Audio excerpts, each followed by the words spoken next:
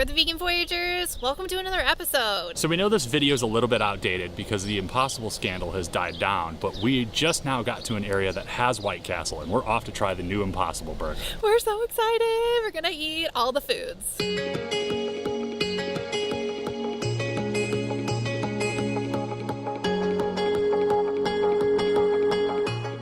So if you're unfamiliar with the controversy, Impossible Foods tested on animals a new ingredient called heme, which has never been sold to consumers before.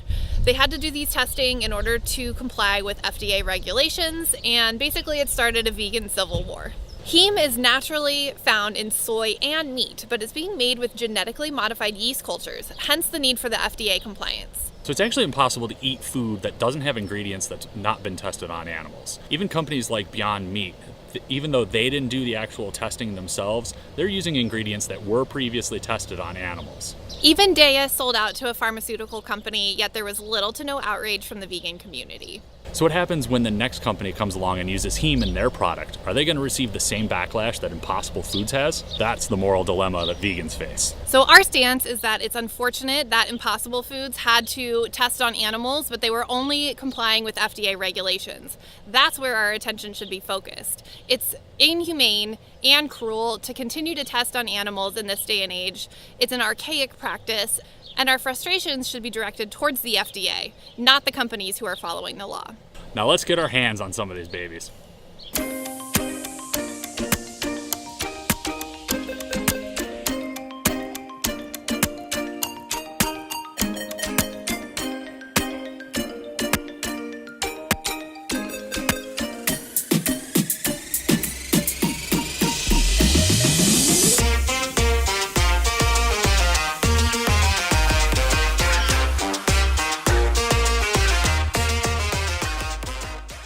We're super excited. We got all of the burgers. The best part about this is that they use a separate grill to grill the Impossible Burger. Definitely order them without the cheese to make them vegan. And I got pickles and onions on mine, and he got plain.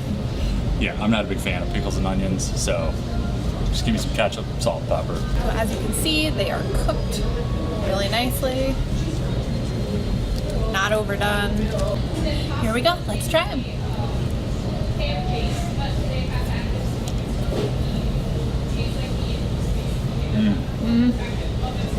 It's really good. It's cooked perfectly. There's like a seasoning salt on them too, which is nice. They're not overdone. They're cooked well. They're a little juicy, and they come in these little mini versions, so you can eat 100 of them. I could eat 100 of these.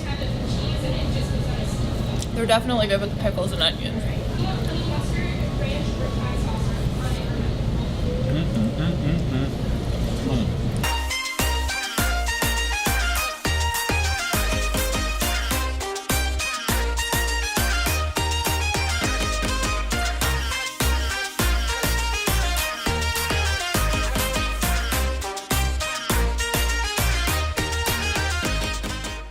So good! Man, those things are delicious. I've never really been to a White Castle. I didn't grow up in this area, so Aaron has a little bit of a better understanding of what White Castle is outside of being vegan.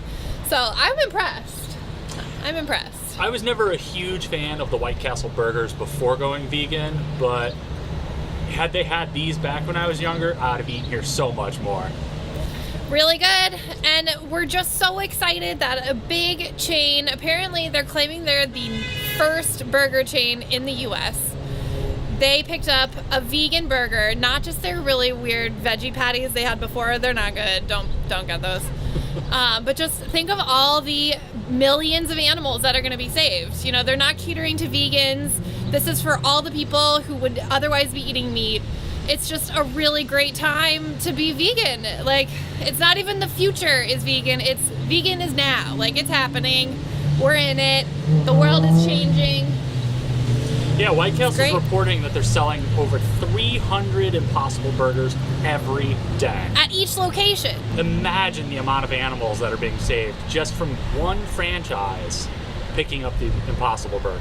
So we highly recommend them. If you're in an area that has the Impossible Burgers at White Castle, definitely give them a try.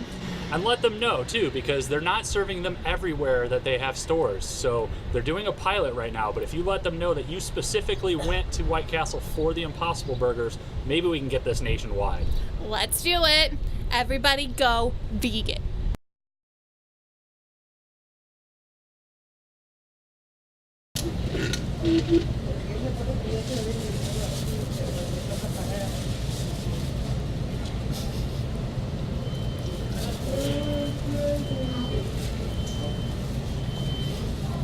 Did it.